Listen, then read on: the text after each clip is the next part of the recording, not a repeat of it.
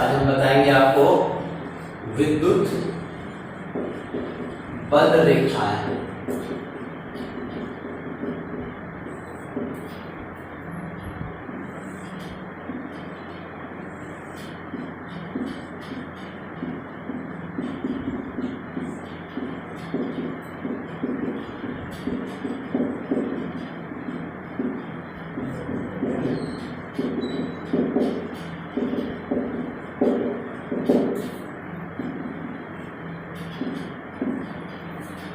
Diagram से मैं आपको डेफिनेशन बताने का कोशिश करूंगा।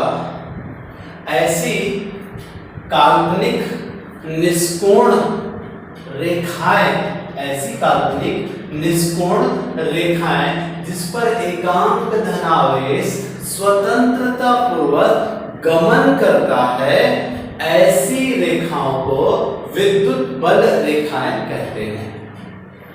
क्या बताया? ऐसी काल्पनिक निष्कोण रेखा जिस पर एकांक धनावेश स्वतंत्रता पूर्वक गमन करता है, इसे ही विद्युत बल रेखा कहते हैं। इसके बाद एक समान चुंबकीय विद्युत क्षेत्र, नाम से ही स्पष्ट है। बहुत सारी चीजें ऐसी होती है कि नाम से स्पष्ट होती है, जिसको हम नाम के आधार पर ही हमको समझ जाना चाहिए। एक समान विद्युत क्षेत्र, ऐसा क्षेत्र जहां पर विद्युत क्षेत्र का मान सभी दिशाओं पर, या ऐसा बोल सकते हैं, ऐसा क्षेत्र जहां पर विद्युत क्षेत्र का परिणाम और दिशा दोनों ही समान होती है, उसे एक समान विद्युत क्षेत्र कहते हैं। तो ये थी छोटी छोटी डेफिनेशंस। ऐसे ही आपको मिलेगा विद्युत फ्लक्स। विद्युत नई नई चीजें हैं आप लोगों के लिए। फ्लक्स,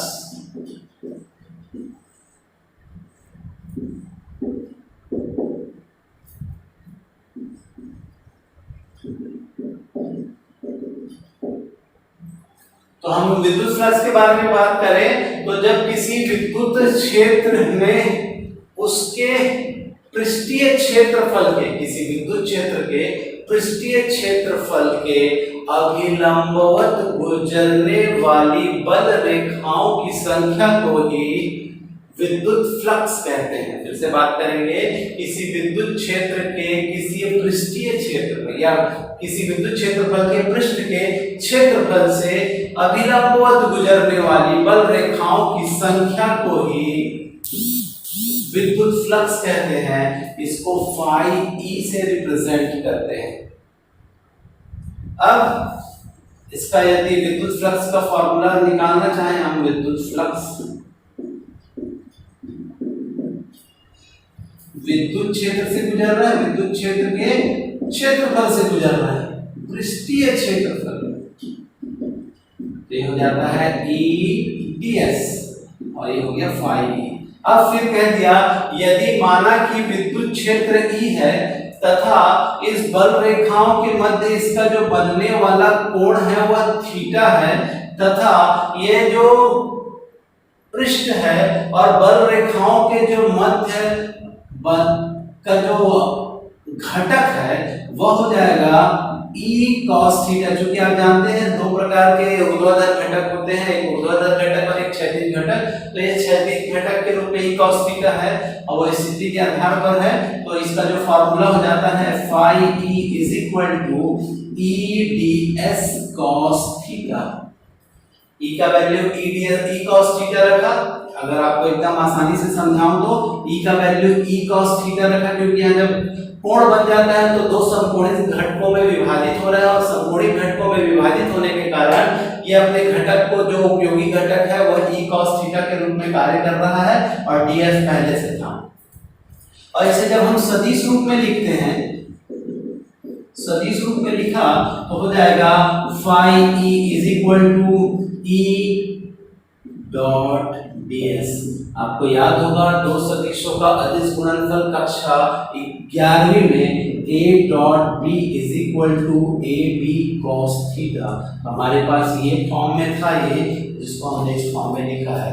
अब यहाँ पर इसकी स्थितियां भी होती हैं, कंडीशंस। पहला कंडीशंस कहते हैं कि यदि थीटा इज इक्वल टू 90, अर्थात यह का मतलब बल रेखा पृष्ठ के समांतर हो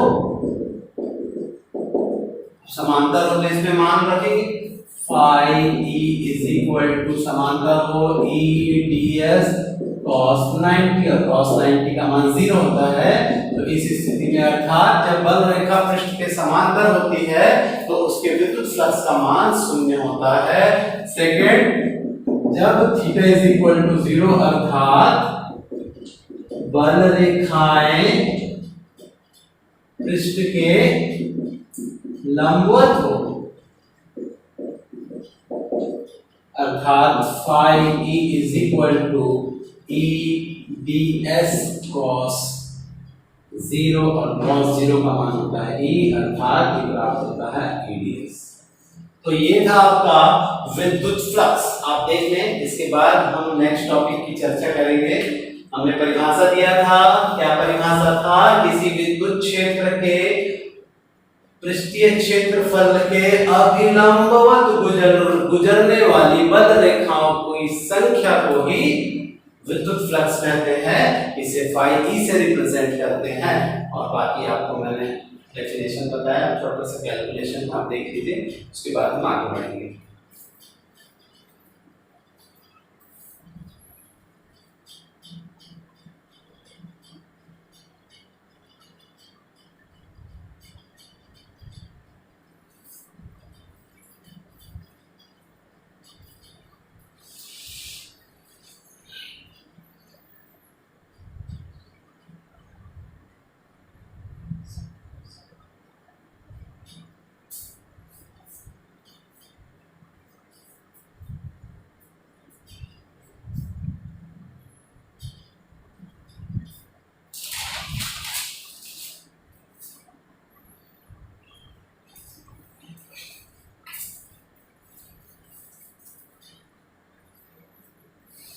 तो चलिए दोस्तों नेक्स्ट टॉपिक की ओर चलेंगे।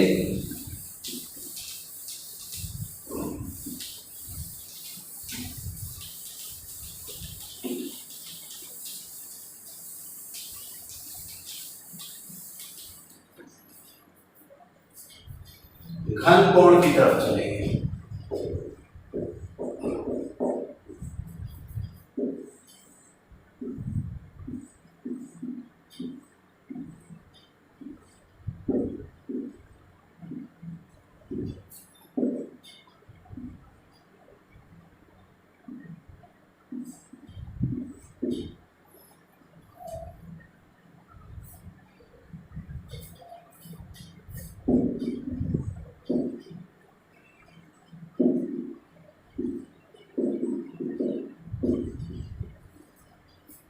किसी पृष्ठ की परिसीमा,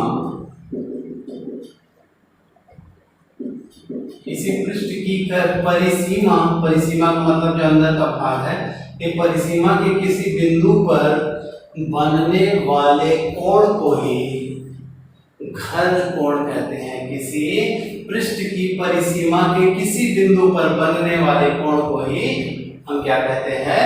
घन कोण कहते हैं। और इसे डी ओमेगा से रिप्रेजेंट करते हैं। तो घन कोण बराबर क्षेत्रफल और परिसीमा के बिंदु से परिधि की दूरी का वर्ग, ये फॉर्मूला हो गया। तो क्षेत्रफल, चूंकि हम अभी बल रेखाओं के बारे में पढ़े तो हो जाएगा ds cos theta upon r square, ये इसका स्टैंडर्ड फॉर्मूला है। यदि कह दिया जाए, यदि क्षेत्रफल जो परिसीमा का क्षेत्रफल, यदि परिसीमा का क्षेत्रफल गोलीय है तो गोलीय का क्षेत्रफल क्या होता है? 4 पाई आर स्क्वायर। तो ये फॉर्मूला के आधार पर लेंगे D omega is equal to 4 pi R square, और ये जो दूरी आप देख रहे हैं सीमा के बिंदु से परिधि की दूरी, हमारी परिधि की दूरी कितनी है, आर है, तो आर स्क्वायर, तो आर स्क्वायर से आर स्क्वायर कैंसिल हो जाएगा, तो डी ओमेगा बराबर हो जाएगा 4 पाई। अतः घन कोण का जो आंकिक मान होता है वह 4 पाई होता है। तो दोस्तों आज के लिए इतना ही छोटा सा इंट्रोडक्शन है। कल हम गॉस का प्रमेय पढ़ेंगे। गॉस का प्रमेय पढ़ने के लिए आपको घन कोण के बारे में जानकारी होनी चाहिए। एक बार फिर से बोलूंगा, आप मेरे चैनल को ज्यादा से ज्यादा अपने फ्रेंड्स में बताएं, अपने दोस्तों को बताएं और उनको सब्सक्राइब करने को कहें, जिससे मैं आपको नए आपको मेरे अपडेट्स मिलते रहेंगे। तो तब तक के लिए धन्यवाद।